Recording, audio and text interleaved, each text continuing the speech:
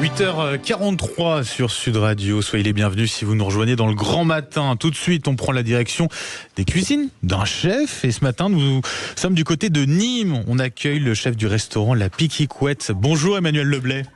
Bonjour. Bonjour chef, alors vous c'est au cœur des Halles de Nîmes, au milieu de 85 commerçants. Qu'est-ce que vous nous proposez au menu ce midi? Je sais que vous êtes un pro du bœuf maturé. Est-ce que on peut en avoir un petit peu ce midi ou pas chez vous? Ah oui, bien sûr, on a toujours ce qu'il faut. Après, on a plusieurs races. Là, en ce moment, on a la normande, la rouge des prés, on a de la salers. La semaine prochaine, il y a des bêtes qui seront prêtes de l'Aubrac, sur la blonde d'Aquitaine. On a reçu ce matin la Calice, la Cassina.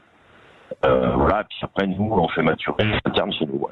Alors, la maturation, justement, c'est sur combien de temps vous maturez votre viande? Nous, on va jusqu'à 60 jours, 70 jours, voilà. D'accord. Et là, je vois à votre carte, il y a un burger de bœuf de Salers à la tome truffée, frites fraîches de Camargue. Et ça, c'est un bœuf maturé ou c'est un bœuf Ah non, ça c'est pour tout ce qui est haché, c'est bœuf frais, ouais. C'est-à-dire que nous, on est dans les Halles et puis juste en face de notre comptoir, on a la ferme du Cantal. D'accord. Oui, parce qu'en plus, vous étant dans les Halles, tous vos producteurs sont à côté de vous. Tout à fait. Alors tous les matins, on commande notre viande hachée pour faire nos burgers. Voilà. Vous n'avez pas besoin d'aller bien loin. Hein. Non, tout à fait. C'est circuit court. La tome truffée vient juste à côté du fromager, c'est Sylvain et Estelle. Enfin voilà, les pommes de terre, c'est Monsieur Patate qui est juste à côté qui fait que des pommes de terre et oignons doux, des Cévennes, tout ça et tout.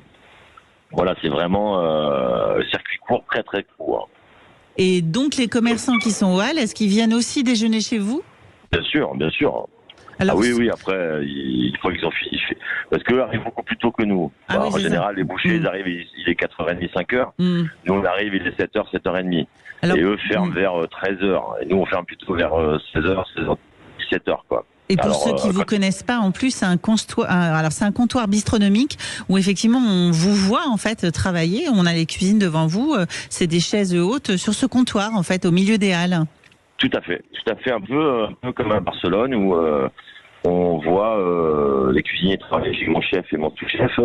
On travaille devant les gens et c'est vraiment de redonner un peu la transparence de ce qu'on fait et de ce que vous avez dans l'assiette. Voilà, et c'est en plus du partage, hein. Vraiment c'est le partage max. Hein.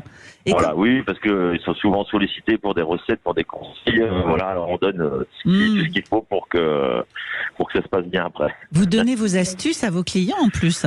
On leur donne des petits conseils, voilà, c'est bien. Puis on leur donne aussi où est-ce qu'on achète. Allez là, demander tel produit pour faire ci, pour faire ça. Voilà, c'est toujours un plaisir de donner des informations pour que vous, à la maison, vous puissiez refaire des choses qui soient pratiquement aussi bonnes qu'au restaurant, quoi. Et comment vous est venue l'idée du comptoir bistronomique dans les Halles plutôt qu'un restaurant traditionnel disons qu'avant, j'avais un restaurant déjà comme ça, traditionnel, où le problème c'est qu'on voyait les clients qu'à la fin des services.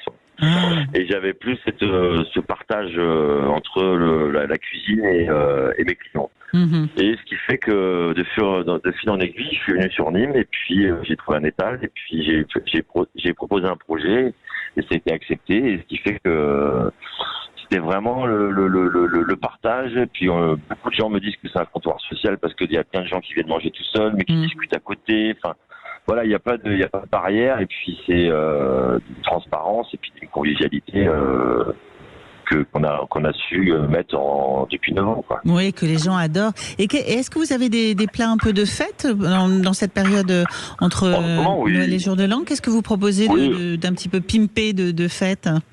On a une pastillade chapon au foie gras. On a des noix de Saint-Jacques fraîches. D'ailleurs, une question, chef. La pastillade chapon au foie gras, j'ai vu qu'il y avait une sauce apicius. C'est quoi cette sauce? Alors, sauce apicius, c'est à base de miel, épices. Après, on déglace avec un peu de vinaigre et après, on met du fond de veau et on laisse réduire jusqu'à temps qu'elle devienne un petit peu. Voilà, ça c'est une vieille recette du temps de, je pense, Louis XIV, ouais, c'est comme ça, ouais. D'accord. Noix de Voilà. Saint-Jacques fraîche aussi snackée, parmentier à la truffe fraîche, jus corsé. En tout cas, pour tous les clients, enfin tous les gens qui souhaitent découvrir votre établissement, vous êtes dans la halle de Nîmes. La page Voilà. Facebook, c'est la Piquicouette pour Voilà. vous trouver. Et un petit conseil, faut venir avant 13h si vous voulez trouver une place. Même, C'est ce qu'on m'a dit. même plutôt 11h30, ouais. Ah oui, d'accord. Mais c'est carrément l'apéro. Midi, c'est déjà full. Bon, bah, 11h30 pour l'apéro. À 11h30, mais après, nous, comme on n'est pas ouvert le soir, on sert jusqu'au moins 15h. Oh, 14h30, d'accord. 15h, ce qui fait que on a une grosse amplitude de service, ce qui fait qu'il y a beaucoup aussi de Nîmois d'alentour qui préfèrent venir manger à 2h, 2h30. Voilà, il y en a d'autres personnes qui préfèrent venir manger de bonne heure. Un petit déjeuner tardif. Merci infiniment, en tout cas, chef Emmanuel Leblay de la Piquicouette à Nîmes. Allez le voir et vraiment, vous allez vous régaler. Merci beaucoup. Merci à vous, passez les bonnes fêtes. Vous aussi.